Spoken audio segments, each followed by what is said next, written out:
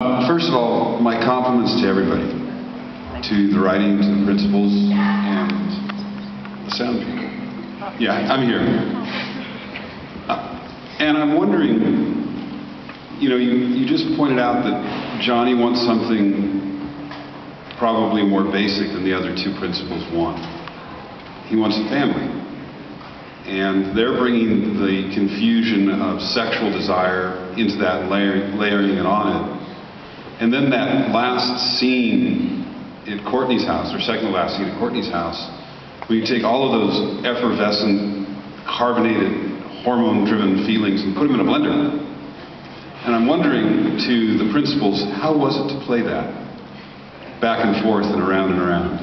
That was a whole week. A really long week. The last week of shooting, which kind of made it easier because by that point we were so close as friends, and I mean, we didn't have a massive budget on this picture, so our trailers consisted of like cots, and we would like share a pot of coffee and some mixed nuts.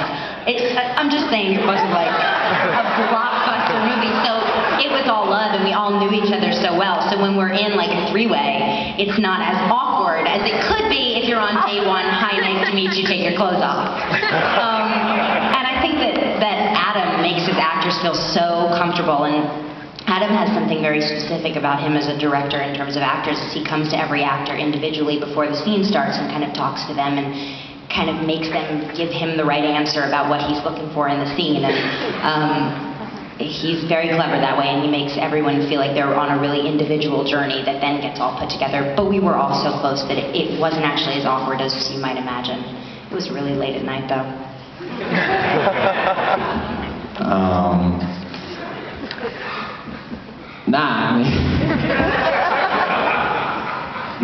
Seriously, like, that was the last couple of days, thank God. Not because it was just because we got to know each other, so it was a little more comfortable, and you never wanted to see any of them. I never want to see any of them again.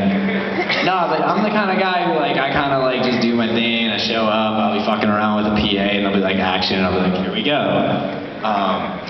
And, like, I don't know, that last scene was, like, it fucked me up, dude. Like, I don't remember. It was really out of control. It scared me.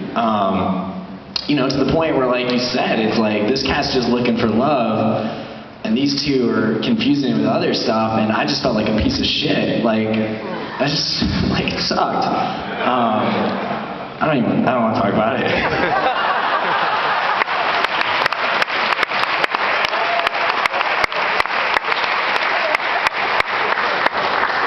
When you go into making a film, you hope that you will have the opportunity to work with people who are going to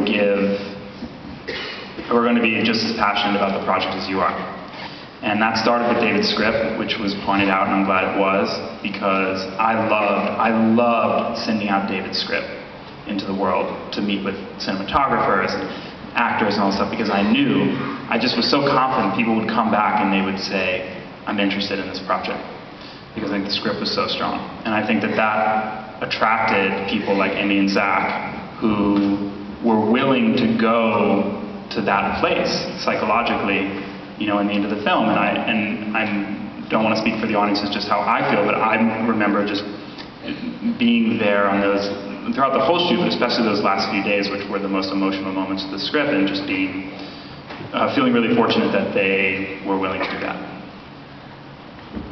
Hello, over here on the house right. And we have time for one more question.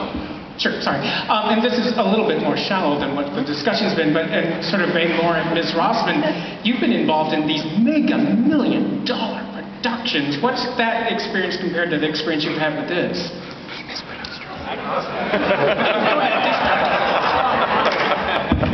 So me and Ashley were talking before we met Ms. Rossum, or started working with her. No, I was just playing. She was awesome, dude. She was a total part of the team, and just like, seriously, like, you know, on her day off, she brought cheesesteaks to set for the whole crew and everything, and you know, it's like you said, everyone's there because they wanted to be, because the script that David wrote was amazing, and we all saw the short that Adam had directed, and it was amazing. So you know, we all, I mean, I know, you know, like you said, Emmy's done these big movies, and I've done this little TV show, and both of us fought.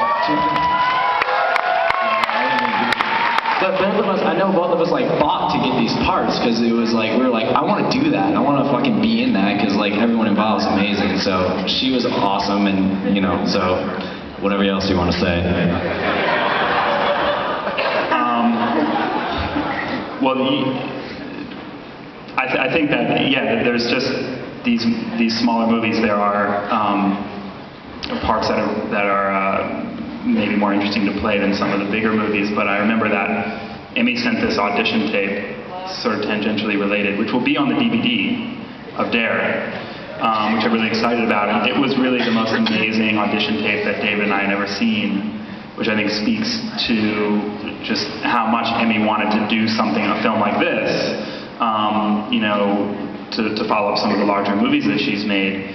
And it was 15 minutes long, and it was the gynecologist scene, the first scene, the scene with Grant, and the final scene. But here's the catch. She did it on her computer, her laptop, and she recorded all of the other roles herself, in character, as the other characters of all those other scenes. So the doctor, Alan Cummings' character, Grant Matson, Ashley, and Ben, and Zach plays Johnny, in GarageBand. She recorded those parts in GarageBand, and then would sit at her computer and hit the space bar every time it was ready for her line. So it was like, start, stop, start. You know, Emmy as Johnny saying her line, start. Emmy as Ben, and then stop, her line, start, the next line. And it was great. She got so into it that in the middle of it, one of her very cute dogs, I don't know if it was Sugar or Cinnamon, starts barking in the background, and she was in the middle of the scene with Grant on stage, and she's really into it. And she's like, Bam, shut up! It was quiet. And then she was like in the middle of this intense moment. So David and I watched it that night, and we were like, yes. We are just like, to finish, I know that was the last question, but we were so lucky. I mean, I know it sounds like a love fest up here, but it is in a genuine way, because like we were casting, and we didn't know Emmy was interested, and we were close to casting someone else, and we got Emmy's tape. And literally, I watched it that night at midnight, and I was like, okay, Emmy Rossum, she's gorgeous, she can sing, Tar and Phantom. But I watched her tape at midnight, and I sat there with a smile on my face, alone in my apartment on my laptop, because I was like, she understands this in a way that I could never explain it to her. And watching Zach in these scenes on set, it was just like he just took something that I wrote to a level that would never come off the page, and it's been a privilege all around. I wish I could talk shit. I mean, I can if you really want me to. I got a couple things to say later, but you know, you can find me at the party.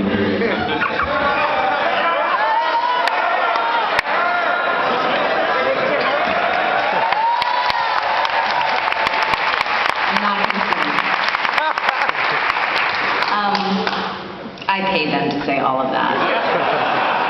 Where's my wallet? Somebody have it in the back.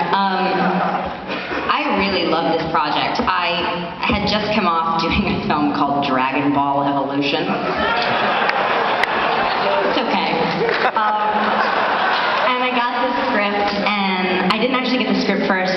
My management sent me the short, and I watched the short, and I was so taken by the direction and the cinematography and the music and the acting and the writing and everything. I said, well, my character's not even in this, but I want to be part of this.